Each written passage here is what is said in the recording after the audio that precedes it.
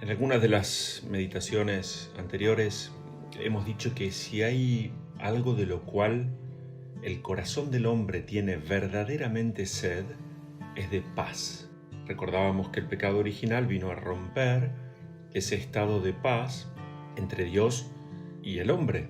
Y entonces ese hombre que tiene sed de paz vive como anhelando encontrar esa fuente de paz. Decíamos entonces que San Agustín definía a la paz como tranquilidad en el orden.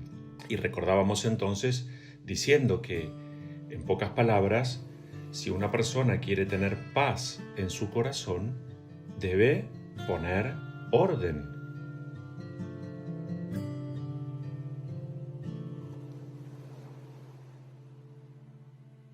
Y orden, en un sentido cristiano, así como nos han enseñado desde pequeños nuestros padres, es pues poner cada cosa en su lugar. Primero Dios, después las personas y después las cosas. Y a su vez, poner orden en ese vínculo, en esa relación con Dios, poner orden en ese vínculo, en esa relación con las personas y por supuesto dentro de uno mismo. Así como cuando uno se levanta cada mañana y tiene que asear el propio cuerpo, tiene que también poner un cierto orden y limpieza en el lugar a donde vive. Esto habla de la conciencia, de dignidad, del ámbito, de lo que somos. Esto también requiere poner cada cosa en su lugar. Y decíamos en su momento también que precisamente la palabra pecado quiere decir no dar en el blanco, ir en la dirección equivocada. Y recordábamos entonces que el pecado produce una triple ruptura, con Dios, con los demás y con uno mismo. Al decir de San Ignacio de Loyola, el pecado siempre nos hace ir de peor y en bajando, y no de mejor y en subiendo. El pecado además nos deja solos, aislados, siempre insatisfechos. El pecado nos hunde en el desorden. Es desorden y desordena a uno mismo y a los demás. El pecado rompe ese plan, esos deseos de Dios en la propia vida. Entonces decíamos también en su momento que el poder detenernos y hacer una suerte de mirada cristiana, pedirle a Dios que nos preste su espíritu para que podamos reconocer la realidad de lo que somos sin mentirnos, sin escaparnos, supuesto que nos vamos a mirar con la compañía de nuestro buen Señor, ya que Dios tiene derecho a poner punto final en nuestra vida a aquello que tanto daño nos hace.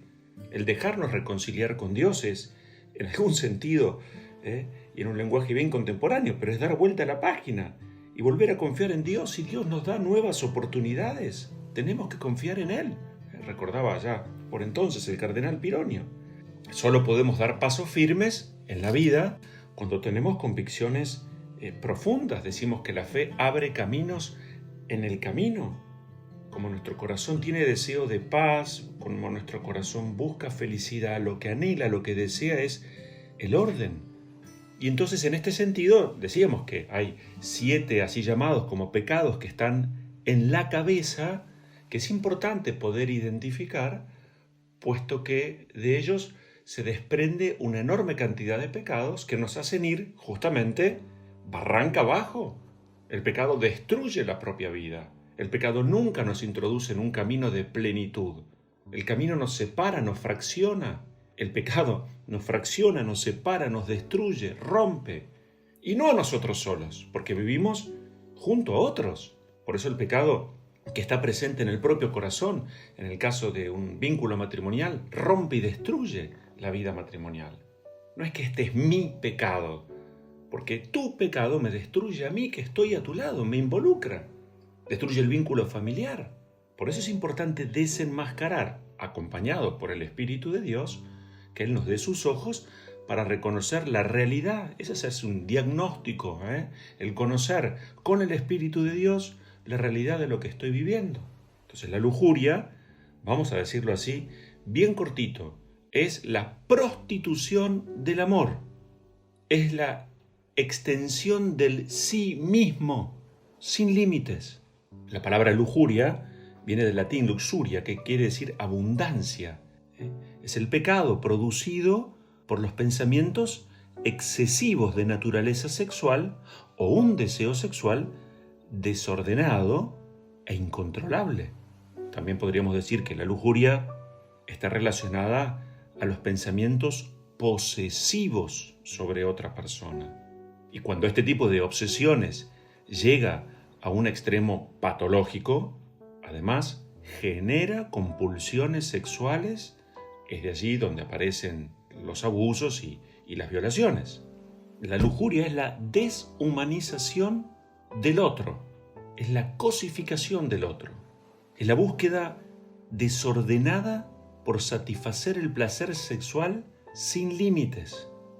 Es una verdadera enfermedad del alma que se relaciona con los placeres corporales y en este sentido se opone a la virtud de la castidad, la cual regula el uso de la función sexual según la razón, conforme al plan de Dios. De esto se trata. La lujuria es egoísmo, es amor pervertido, que no busca el bien del otro, sino el de sí mismo. Es más, llega a subordinar al otro a sí mismo por propio placer. Por tanto, la lujuria afecta la afectividad, la capacidad de amar y procrear, la capacidad de desarrollar lazos de comunión con otros, además de otros tantos aspectos físicos y psicológicos, por supuesto. La lujuria es un impulso motivado por el egoísmo y no por el amor. Tradicionalmente se suele hablar de lujuria de la carne, haciendo referencia a esa búsqueda de sentir placer físico por medio de alguna actividad pecaminosa. Los pecados sexuales, puede ser también la violencia física, las drogas o el alcohol, en este sentido más amplio, ¿no? Lujuria de la carne. Pero también aparece hoy día y más que nunca la lujuria de los ojos, como esa tentación de mirar perversamente, donde lo que miro destruye al otro. Es quitar el foco y el objetivo del plan de Dios, del amor genuino, del amor puro, del amor firme, del amor fiel. La lujuria de los ojos desenfoca el alma, la hace precisamente errar del blanco para el cual fue creada. Es la búsqueda del placer a través de lo que miro. Eso influye luego en la imaginación y eso va pervirtiendo. No hay que confundir claramente, ¿no es cierto? Ya que el deseo sexual, en su lugar y expresión adecuada, pensada, querida por Dios dentro del contexto de vida matrimonial, es una parte vital del ser humano. Lo que ocurre es que la lujuria no respeta la propia dignidad ni tampoco la ajena. La lujuria representa ese deseo excesivo, desordenado, desequilibrado por el propio placer sexual, sin importar el placer o los sentimientos del otro.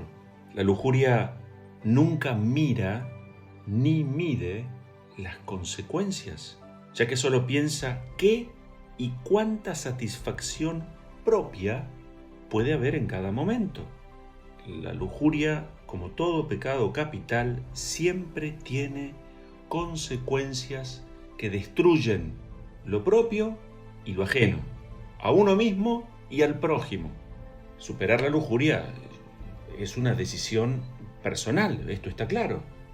Entonces, caer en la cuenta de qué tipo de consecuencias tiene o puede tener este pecado, bueno, es parte de nuestro camino también de crecimiento, de madurez en la fe, del saber hacia dónde vamos. Lo he dicho en otras oportunidades, lo repito, ¿no?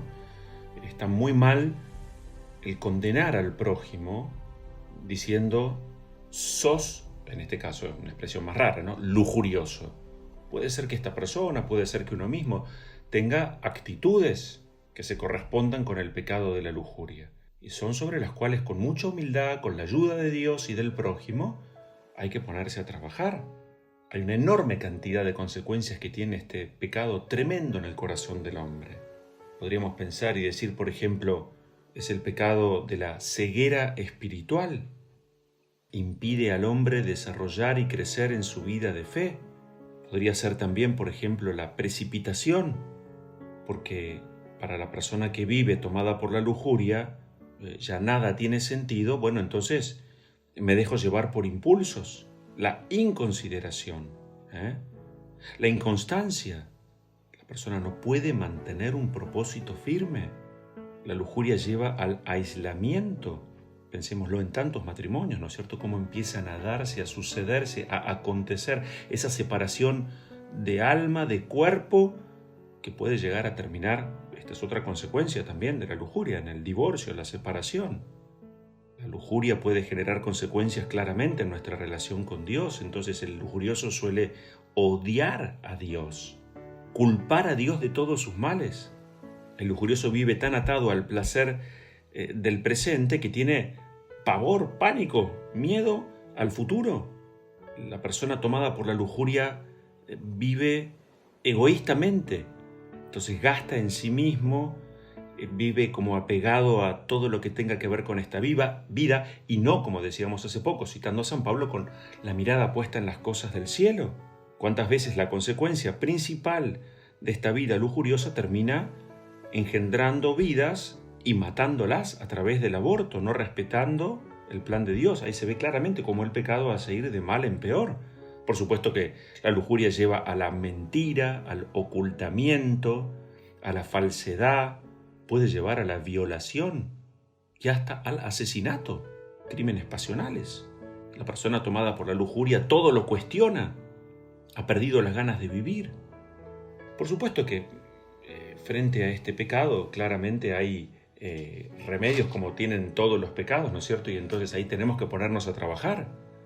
Y esto hay que admitirlo así. Se sale de la lujuria con una decisión personal. Para esto es importante reconocer la razón principal que a una persona la lleva a estar tomada por este pecado o caer recurrentemente en este pecado.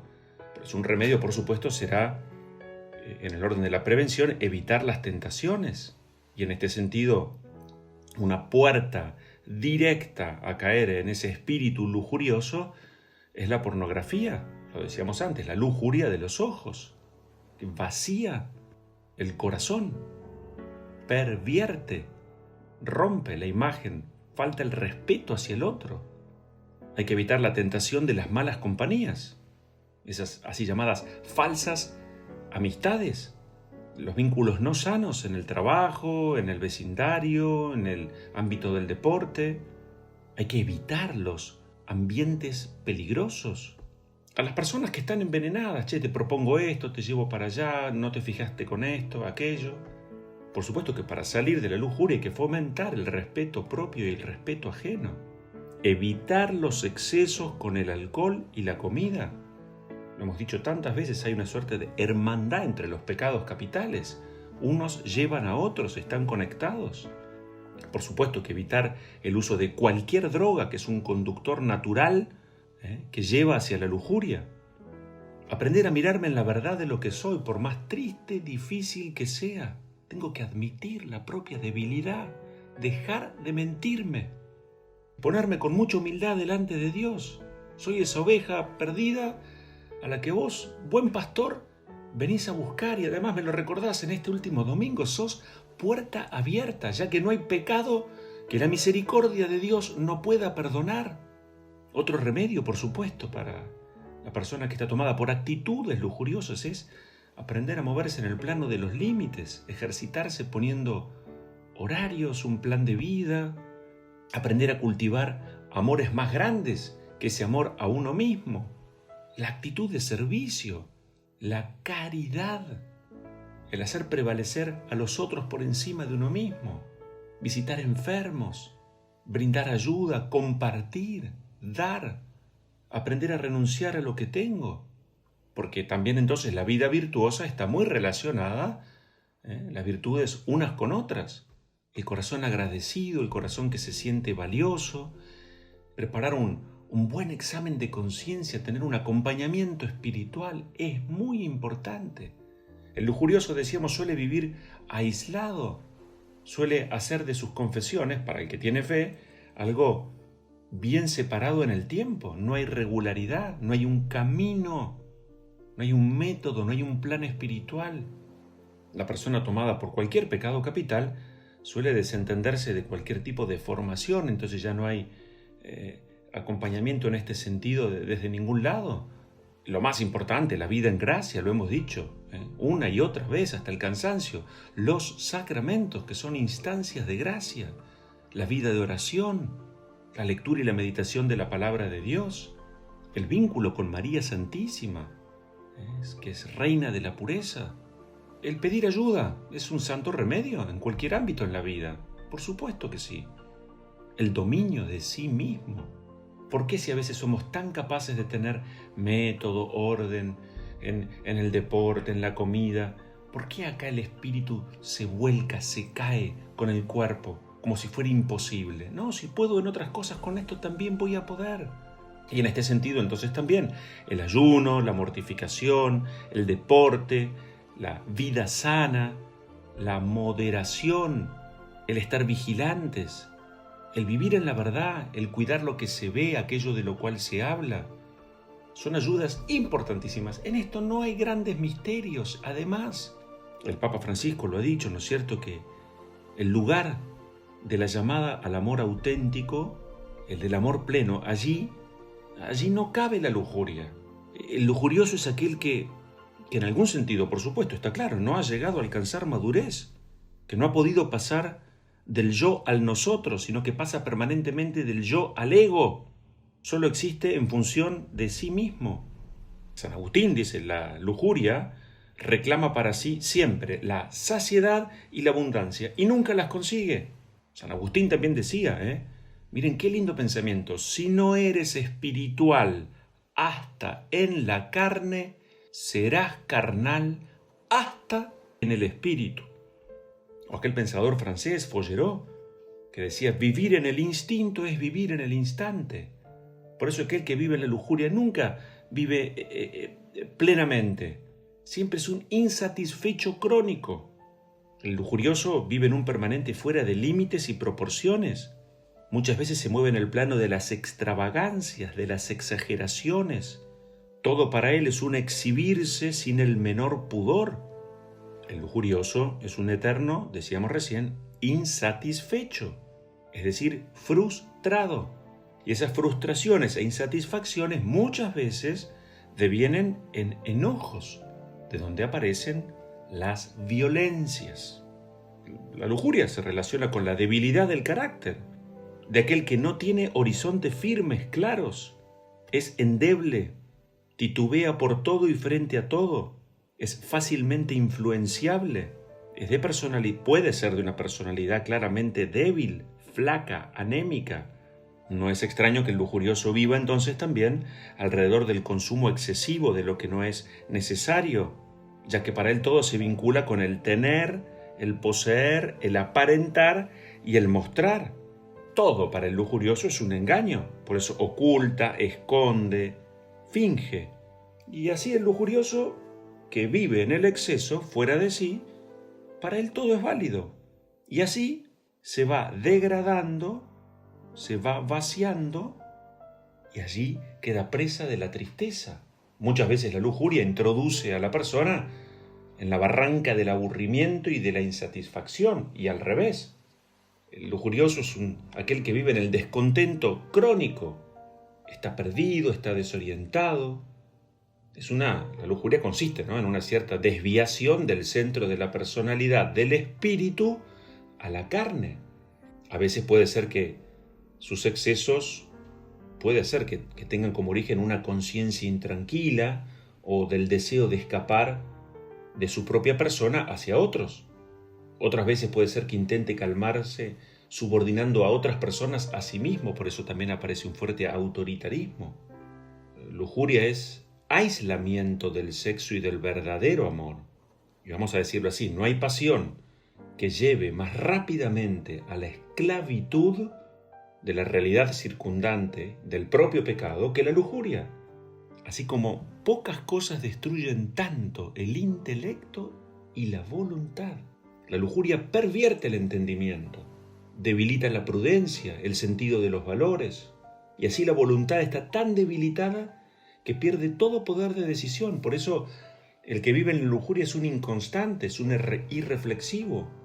Se dice así que la lujuria es el pecado de la animalidad egocéntrica. El punto es que se puede salir, y yo con esto quiero ir como cerrando, ¿no es cierto? Porque, insisto una vez más, que Dios tiene derecho a poner punto final en nuestra vida. Entonces, justamente hablamos del pecado para poder reconocerlo, identificarlo. Si sabemos que Jesús es buen pastor, Él nos viene a rescatar. Él es puerta abierta. Decimos así, soy lo que la misericordia de Dios y de los otros han ido haciendo de mí a lo largo de la vida. San Agustín, lo hemos citado también. Él decía, ¿hasta cuándo seguiré diciendo mañana, mañana? ¿Por qué no ahora y aquí? Basta. O aquello de San Antonio, hoy empiezo mi conversión. Entonces, reconocer el pecado es tomarse en serio al enemigo y volver a tomar conciencia que el pecado es siempre un descuido del proyecto de Dios sobre mí. Tomar conciencia de aquello de San Pablo, me amó y se entregó por mí. O aquello del Salmo, Señor, yo reconozco mi culpa, tengo siempre presente mi pecado. Hay que querer romper definitivamente con el pecado, que no reine más el pecado en nuestro cuerpo mortal. Sentirnos amados por Dios. Él nos puede restaurar. Si en este tiempo pascual creemos que Cristo vive y sale a nuestro encuentro y nos ofrece paz y abre las puertas para la alegría, es porque nos perdona. Entonces, ánimo a ponerse de pie, a querer vivir en la verdad, a pedir ayuda con mucha humildad. Vamos a pedir a Dios, el que nos muestra con claridad lo que no nos hace bien, lo que desordena nuestra vida, lo que nos deja insatisfechos, el Señor también nos muestra, muy por sobre todo esto, lo que nos da, el que nos da la verdadera alegría, la vida en abundancia. Y está en Él, en nuestro Dios Padre y en el Espíritu que nos ha sido dado. Nos bendice Dios, el que es Padre, Hijo y Espíritu Santo. Amén.